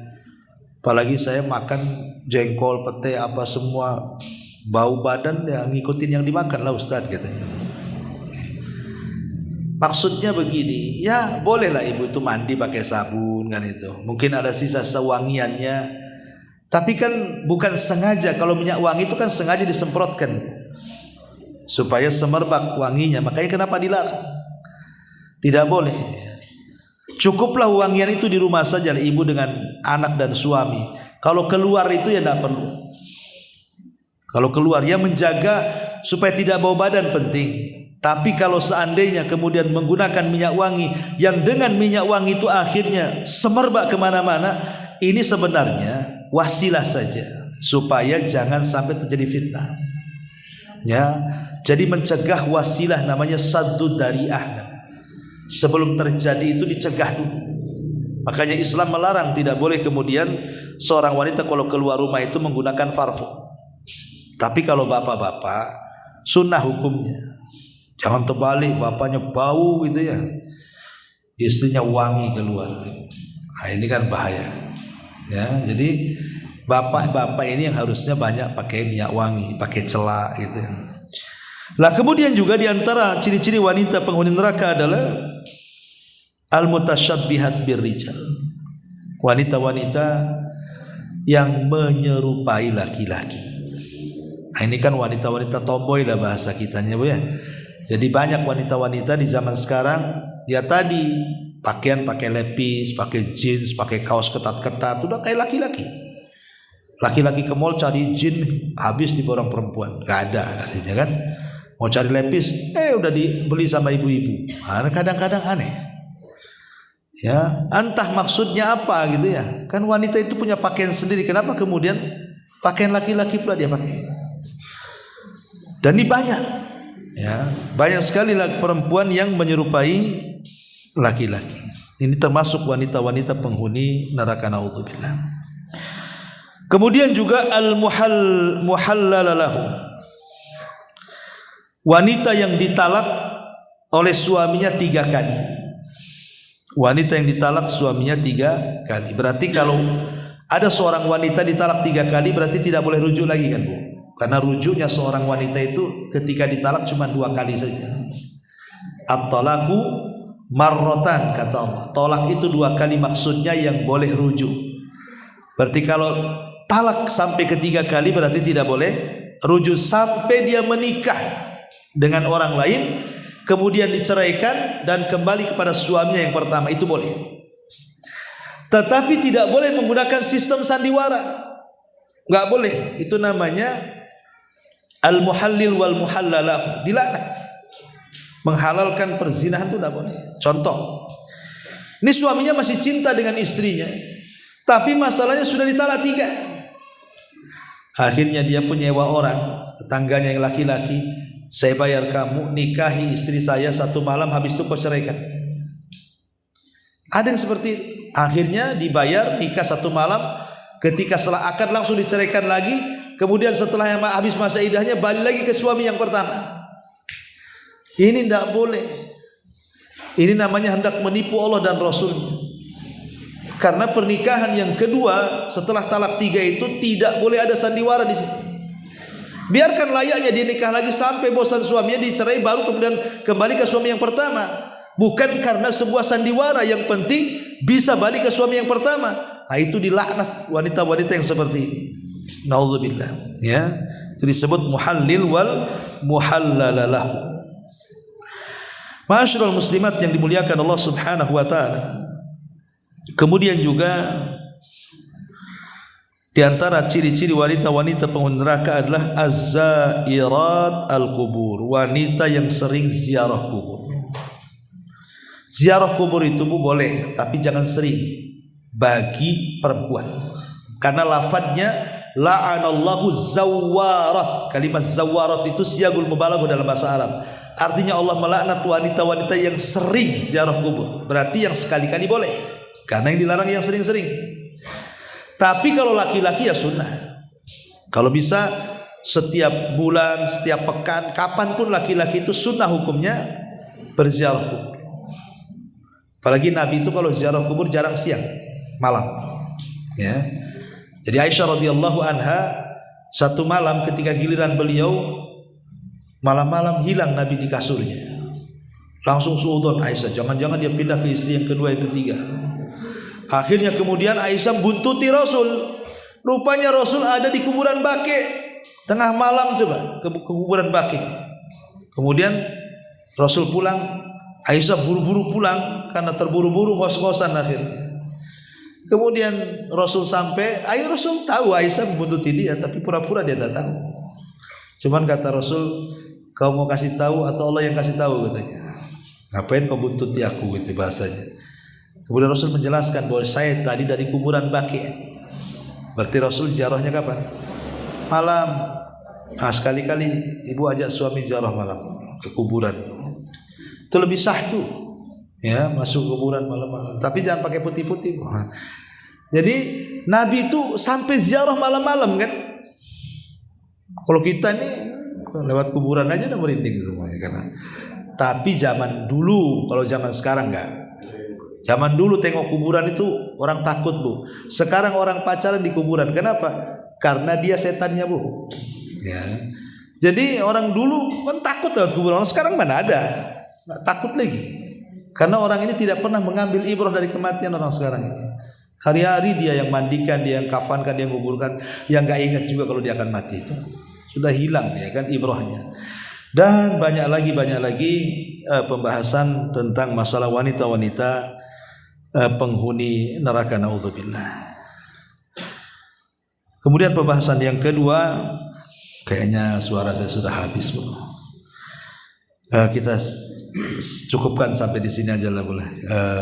Ciri-ciri wanita penghuni neraka kita buat tanya jawab saja, ya. Sebab kalau bicara wanita-wanita penghuni surga lama lagi, ya, bisa sampai zuhur nanti. Silakan, Bu, kita buat tanya jawab untuk lebih meluaskan pembahasan.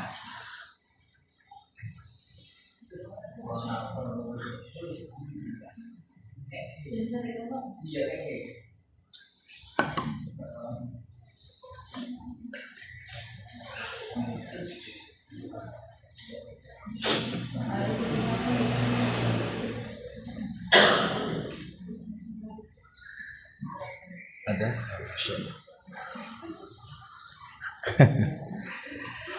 Oke, mana pertanyaan sekarang? Boleh? Tadi disebutkan ciri-ciri wanita penghuni neraka adalah wanita yang kepalanya belalai. Itu seperti punuk unta itu gimana? Maksudnya wanita yang kepalanya seperti punuk unta itu wanita yang menggelung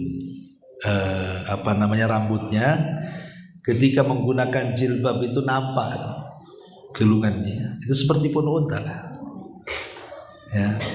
Atau ada juga yang memahami maksudnya geleng-geleng kepalanya, tapi zahir hadis seperti itu, nampak gelungan kepalanya, makanya diurai, ya. Wallahu a'lam. Bismillah, barakallahu fiik wa fiik barakallah. Mohon nasihatnya Ustaz, ketika seorang istri semangat menuntut ilmu syar'i, namun terkadang karena keterbatasan tenaga hingga ada beberapa hak suami yang kurang tertunaikan. Jika meninggalkan atau mengurangi belajarnya, ada rasa khawatir tertinggal dengan teman-teman yang sudah pintar ilmu agamanya. Jazakumullah khairan. Iya. Bismillah, alhamdulillah, Bu.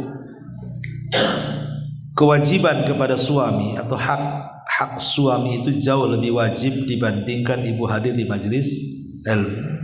Hadir majelis ilmu itu fardu kifayah saja. Artinya bahwa menyempurnakan hak-hak ibu kepada suami itu jauh lebih baik dan lebih berpahala dibandingkan ibu datang ke majelis ilmu. Kecuali kalau dua-duanya ibu bisa mengatur waktu. Satu sisi ibu bisa memberikan hak kepada suami secara sempurna, sisi lain ibu bisa datang ke pengajian. Alhamdulillah kalau bisa menggabungkan dua-duanya. Kalau tidak bisa harus memilih salah satunya, maka memberikan hak kewajiban kepada suami jauh lebih afdal, lebih berpahala, karena wajib hukumnya, dibandingkan ibu datang ke pengajian. Kalau soal rasa khawatir tertinggal teman-teman yang sudah pintar, insya Allah, Bu, ilmu itu rizki dari Allah. Sekarang kan dunia media juga sudah berkembang. Kadang-kadang bisa diakali direkam, minta direkamkan kawannya, atau bisa lihat dari YouTube-nya, dari live-nya, kan bisa aja, Bu. Ya, jadi tidak ada alasan untuk tidak ngaji karena sekarang sudah ada live-nya. Ya, jadi sebaiknya lebih mengutamakan hak suami dibandingkan kemudian, karena begini, takut ibu, takut saja. Kita kan tidak tahu yang namanya setan itu, dia akan datang kepada suami memberikan was-was. Ibu asik belajar, suami pula dongkol.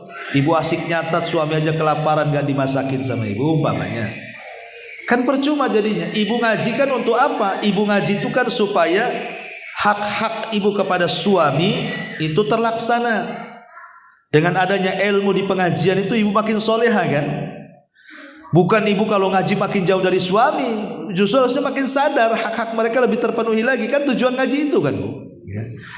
Jadi sebaiknya kalau seandainya hak suami sampai kemudian mengalahkan pengajian, sampai mengalahkan hak-hak suami, sebaiknya kurangilah pengajiannya.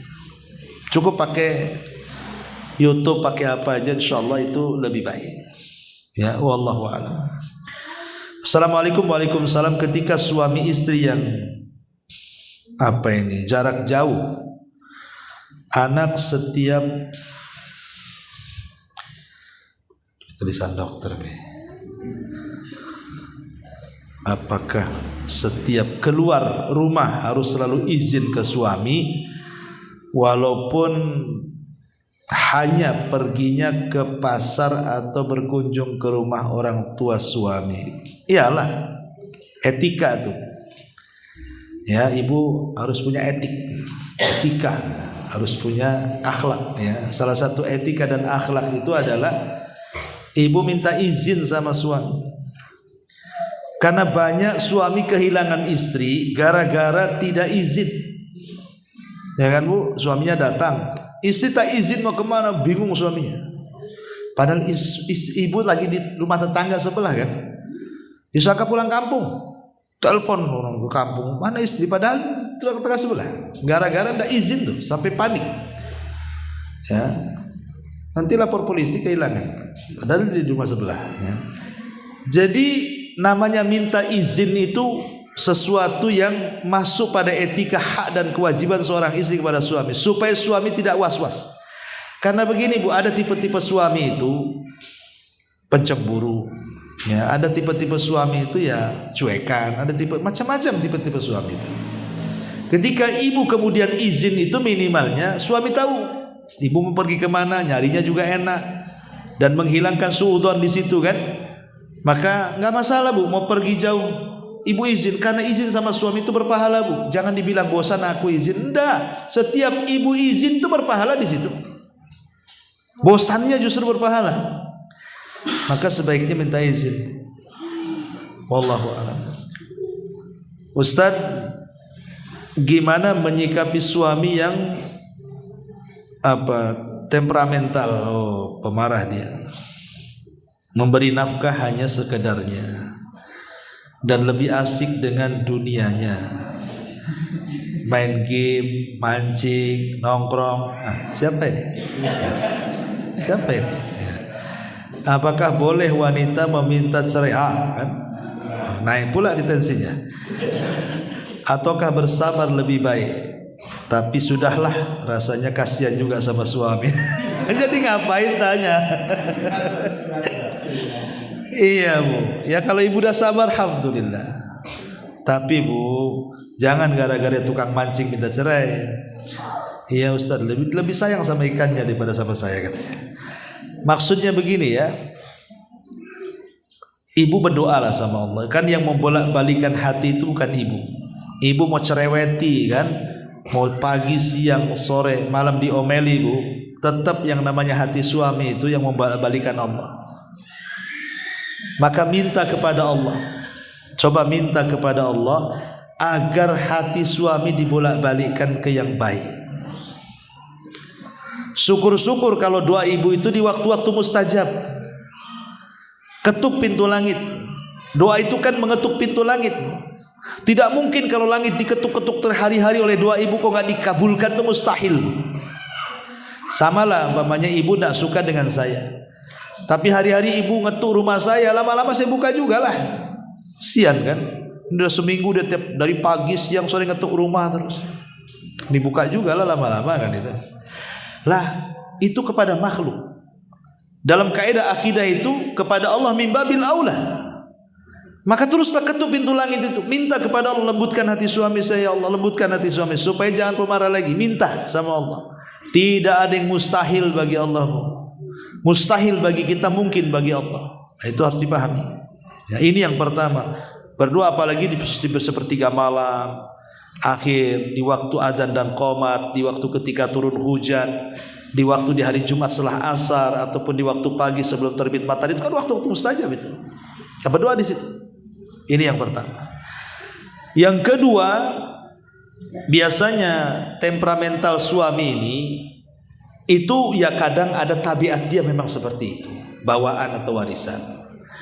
Atau sebenarnya suami itu ketika dulu ndak gitu baik orangnya, ndak suka pemarah, tapi berubah jadi pemarah. Itu terkadang pemicunya ibu juga.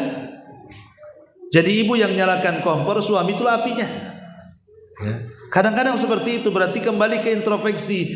Boleh jadi ibu ini terlalu cerewet, akhirnya kemudian suaminya marah-marah kan itu ya. Kalau itu masalahnya, kurangilah cerewetnya, biar suami juga mengurangi marahnya. Jadi al jaza min jinsil amal namanya ya, balasan itu disesuaikan dengan amalannya. Jadi lihat kenapa temperamentalnya suami itu, karena apa? Dia turunan, udah turunan susah lah itu mau dirubah tuh. Memang turunannya pemarah kan, bapaknya lebih marah lagi, anaknya mungkin kuadrat kan. Jadi satu, yang kedua tadi pelajari tabiat suami, supaya kalau tahu tabiat suami, tahu ini yang membuat marah suami ini, jangan sampai melakukan itu. Ini yang membuat senang suami ini, lakukan itu. Lama-lama bu, insyaallah kalau terus berdoa, pelajari watak suami. Kemudian yang ketiga, ya nasihat, dinasihati, nasihati bahwa main game, kalau main game memang nggak ada untungnya ya, masih untung judi slot ya daripada game ya. Main game ini apa untungnya? Dia nggak apa-apa. Nongkrong juga nggak ada. Kalau mancing mungkin lah kalau dapat ikan. Kalau nggak dapat ikan iyalah sama aja ngabisin waktu. Intinya bersabar. Betul kata ibu, bersabar. Insya Allah bu, dengan bersabar nanti satu ketika lama-lama juga pasti berubah. Kan ada waktunya bu. Allah itu menciptakan suami ibu bukan dalam satu kondisi. Saya yakin, ibu harus yakin, Allah tidak menciptakan suami ibu itu dalam satu kondisi. Mungkin sekarang memang suaminya tukang nongkrong, tukang mancing, iya hari ini. Tapi esok lusa dengan berjalannya waktu insya Allah akan berubah. Dengan doa terus, nasihat, bersabar. Ada waktunya. Tidak mungkin Allah menciptakan satu kondisi, mustahil. Ya, karena orang itu kadang tertawa, kadang menangis, kadang bahagia, kadang sedih, kadang berkumpul, kadang berpisah. Itu kewajiban manusia seperti itu, diputar-putar seperti itu. Nanti ada waktunya kalau ibu sabar pasti akan mendapatkan kebahagiaan. Ya, apalagi di ujung pertanyaan, tapi sudahlah, nggak masalah katanya. Ya, selesai jadi. Itu. Ya. Baik, assalamualaikum warahmatullahi wabarakatuh. Afwan Ustaz, ana izin bertanya. Tafadhali. Jika suatu saat ana dipinang oleh seorang laki-laki yang baik agama dan akhlaknya. Jadi jika suatu saat ana dipinang oleh seorang laki-laki yang baik agama dan akhlaknya, kemudian ana berkeinginan jika setelah menikah nanti ingin hidup mandiri bersama suami, akan tetapi saat ana berdiskusi dengan orang tua ana terkait hal tersebut, orang tua ana seperti belum ikhlas jika ana pisah rumah dengan mereka. Bagaimana solusi yang tepat ya Ustaz? Karena anak terakhir. Jazakumullah khairan. Iya, sebenarnya orang tua itu bukan tidak ikhlas. Dengan berjalannya waktu pasti akan mengikhlaskan. Cuman yang namanya orang tua di mana-mana, orang tua manapun, yang kepada anaknya mesti sayang. Apalagi anaknya pula sayang sama orang tuanya, tentu orang tua lebih sayang. Kecuali anaknya kurang ajar, durhaka, udah gak peduli itu orang tua. Kalau anaknya sayang sama orang tua, pasti orang tua sayang. Kalau bisa jangan kemana-mana kan. Ya sebaiknya iyah-iyahkan saja. Karena tujuannya bukan diskusi masalah dekat atau jauhnya dengan orang tua. Intinya mau kawin. Itu dulu tujuannya. Kawin dulu. Itu selamatkan dulu. Jangan gara-gara diskusi akhirnya tak kawin. Ini bahaya. Kawin dulu baru diskusi. Itu benar tuh. Ini belum kawin, diskusi tak jadi kawin akhirnya. Gitu. Jadi saya sarankan nikah dulu. Dan nikah aja. Iya karena orang tua. Nanti yang ngomong bukan ibu, yang ngomong suami. Bang, abang aja yang ngomong. Kan selesai tugasnya tuh. Itu suami, itu tugasnya. Ya. Kok yang pusing kok istrinya pula. Jadi sebaiknya kalau menurut saya diskusinya lupakan, kawinnya percepat. Nanti akan ada solusi insyaallah setelah menikah. Assalamualaikum Ustaz, izin bertanya Ustaz, bagaimana batasan busana yang syar'i bagi wanita. Karena terkadang bingung, banyak pendapat-pendapat yang berbeda. Sebenarnya busana perempuan itu jelas harus menutup aurat, itu intinya. Inti daripada busana seorang wanita adalah menutup aurat. Kemudian tidak sempit, harus longgar, tebal, tidak transparan. Soal warna tidak ada masalah, asal jangan syuhrah saja memfitnah. Cuman menjadi perselisihan para ulama itu kan cuman soal masalah wajah dan telapak tangan saja sebenarnya, apakah harus ditutup atau tidak. Sebagian ulama mengatakan tidak wajib, seperti penafsiran Abdullah bin Abbas radhiyallahu anhu mengatakan menutup wajah dan telapak tangan itu tidak wajib. Artinya sadar itu tidak wajib. Tapi menurut pendapat Abdullah bin Mas'ud radhiyallahu anhu mengatakan wajib karena sumber fitnah dari situ. Jadi itu masalah khilaf ulama saja. Tapi intinya berpakaian perempuan itu yang penting menutup aurat, longgar, tidak sempit, kemudian tebal, tidak transparan, dan bukan pakaian syuhrah. Syuhrah itu pakaian yang memfitnah orang. Umpamanya warnanya penuh itu kayak pelangi nempel di badan kan Bu, ya, dari atas ke bawah, ya. Atau pakai kalung rantai gitu ya. Ini nampak ini. Nah, itu tak boleh. Atau pakai parfum dan begitu seterusnya, tadi sudah saya jelaskan ya. Jadi inti pakaian itu sebenarnya mudah. Yang penting menutup aurat. Itu saja. Wallahu a'lam. Izin bertanya Ustaz, bagaimana hukumnya ketika melakukan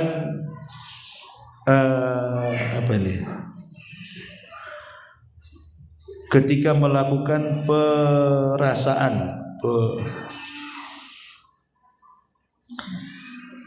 perasaan tidak begitu ridha tetapi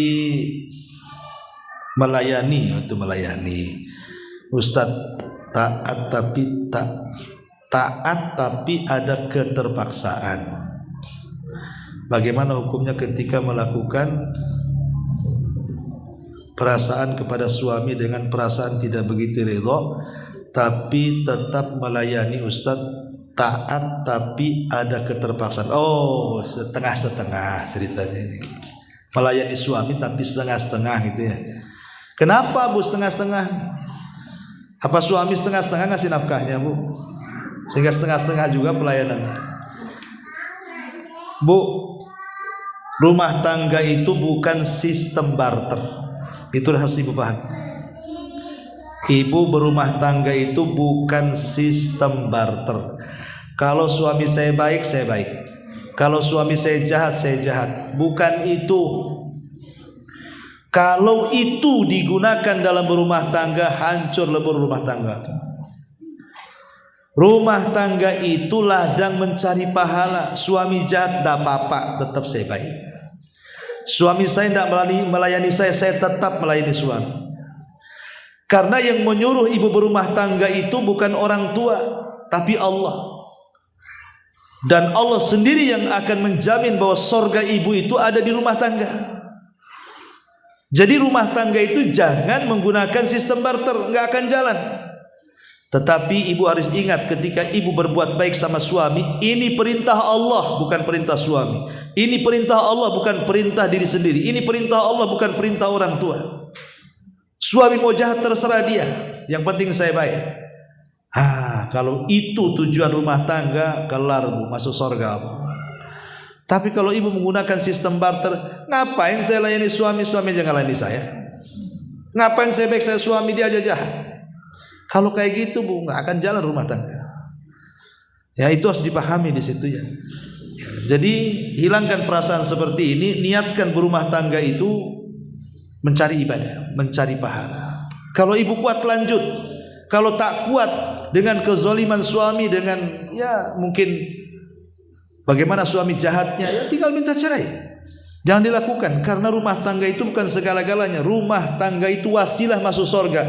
Kalau ibu naik ke kapal yang nahkodanya ngarah ke surga, naik Bu di situ. Kalau udah putar-putar kapalnya di laut gak jelas tujuannya, turun dari situ ngapain juga? Cari kapal lain, selesai. Susah loh Ustaz. Ya gimana lagi memang seperti itu. Tapi kalau ibu mau sabar, ibu ambil kendalilah masuk surga di situ, itu lebih baik lagi. Jadi harus dipahami bahwa rumah tangga itu bukan menggunakan sistem barter, tapi rumah tangga dibangun di atas ibadah. Wallahu a'lam.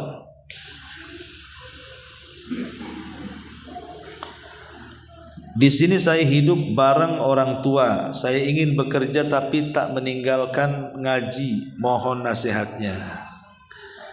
Saya harus bagaimana Ustadz? Harus merantau untuk bekerja atau tetap ngaji sambil nunggu kondisi saya normal? Karena untuk memulai usaha sendiri saya belum ada modal.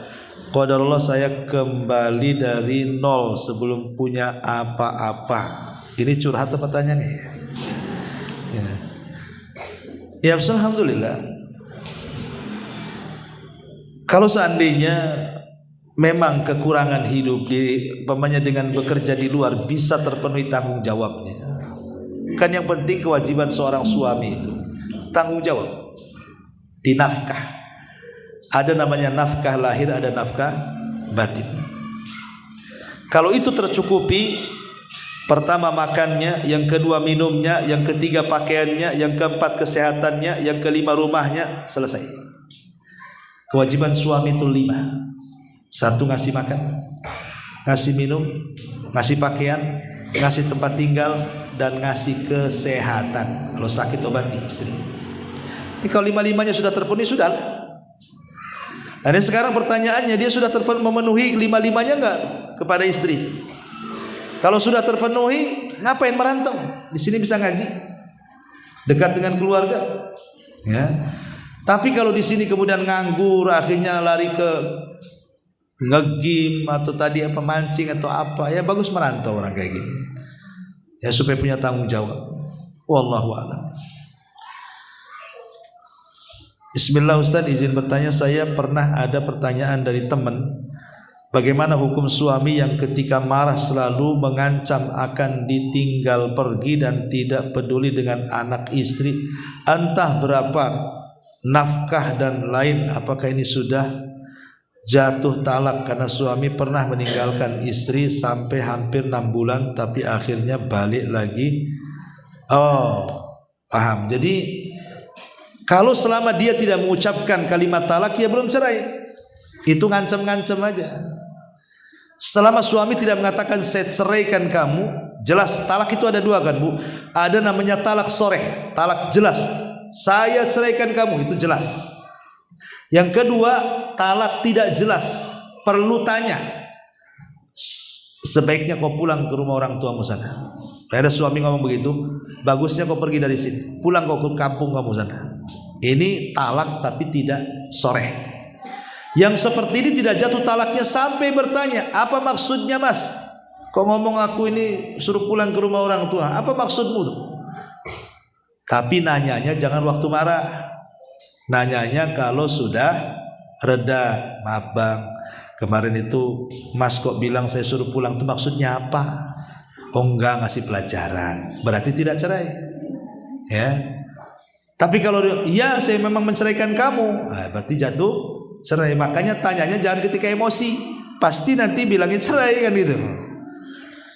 Nah sekarang ini kan pembahasannya, ya dia hanya suka marah-marah, ya akan ditinggal, akan meninggalkan dan begitu seterusnya. Selama tidak ada kalimat cerai, maka tidak cerai.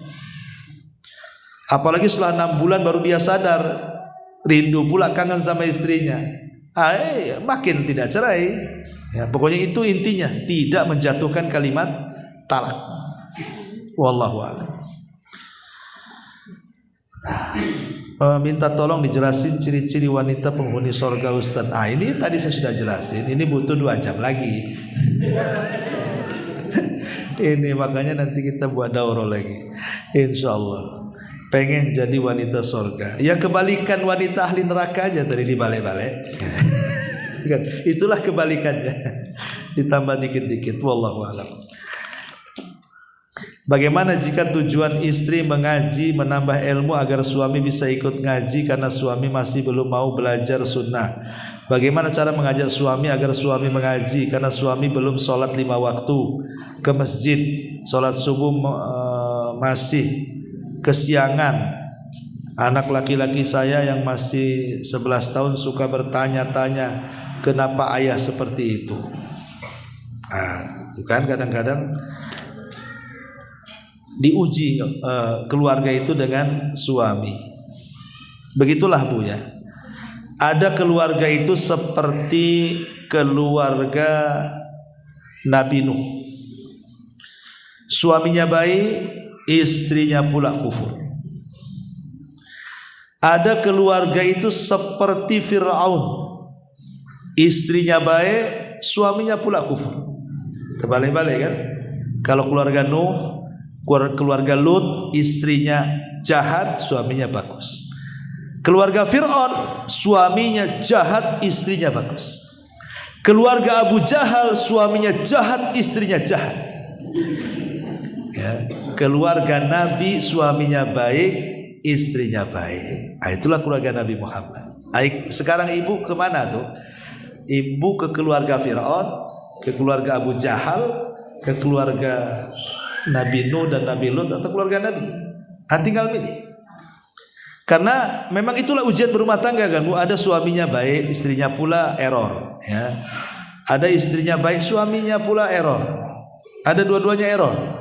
Ada dua-duanya baik. Kalau saya lihat ini ngikut ke yang apa? Ke yang Fir'aun nih kayaknya. Fir'aun itu kan suaminya jahat, istrinya baik. Istrinya Asyah bintu Muzahim itu, istri Fir'aun itu satu di antara 4 wanita dunia terbaik. Bayangkan, suaminya bejat tetapi istrinya satu di antara 4 wanita terbaik dunia. Atas lisan Nabi. Kata Rasul, wanita sempurna itu banyak, tapi wanita sempurna cuma 4 kata Rasul.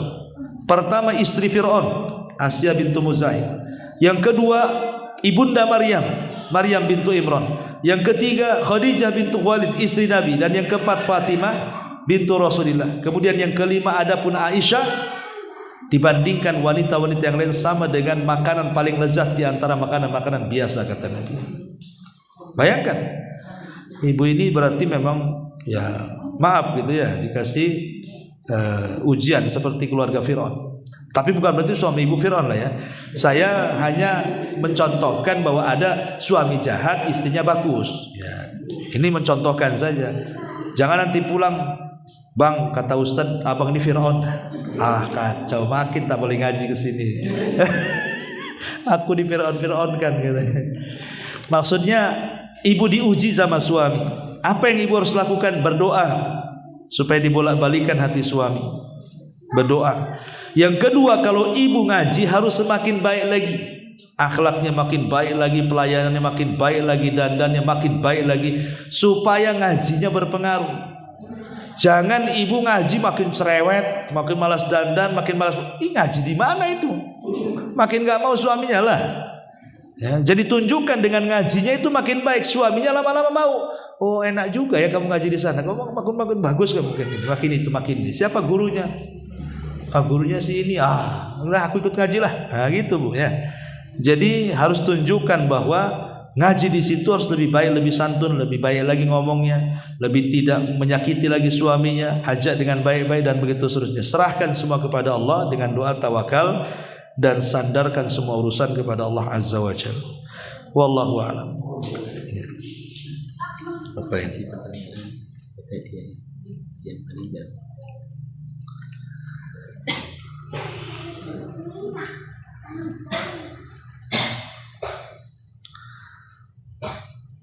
Ibu-ibu tahsin ada hadiah buat jemaah. Satu yang paling awal datang. Hadiahnya apa ini? Udah ada hadiahnya. Jagung bukan? Oh jagung. Hadiah kedua tewel. Satu yang paling awal datang insya Allah dapat hadiah. Nomor 2 yang paling jauh insya Allah dapat hadiah. Yang ketiga yang paling sepuh insya Allah dapat hadiah. Dan pertanyaan dari saya sendiri insya Allah dapat hadiah. Apa ya pertanyaannya? Pertanyaannya satu saja, sebutkan ciri wanita penghuni neraka. Itu aja lah. Tahu nggak? Sebutkan satu aja wanita penghuni neraka.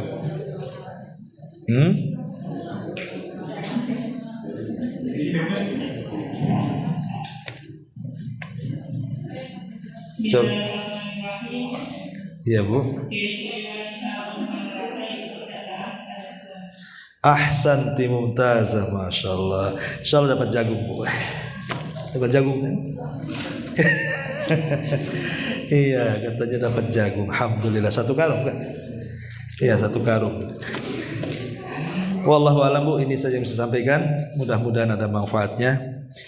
Saya minta maaf kalau ada kata-kata saya yang ya mungkin agak keras. Mungkin karena saya bukan orang Jawa, Bu ya. Jadi dialeknya juga dialek Melayu, Medan. Mungkin ada Bataknya sedikit, ada Maduranya sedikit. Jadi mungkin ya agak keras, agak cepat, agak kurang dipahami. Ya inilah saya. Tapi mudah-mudahan apa yang saya sampaikan dipahami, ya, diresapi, dan syukur-syukur diamalkan.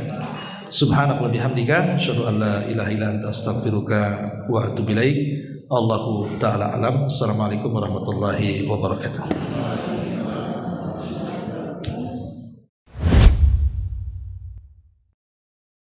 Intinya bahwa tolong berakhlak kepada Allah. Membahas tafsir dari surah Al-Imran.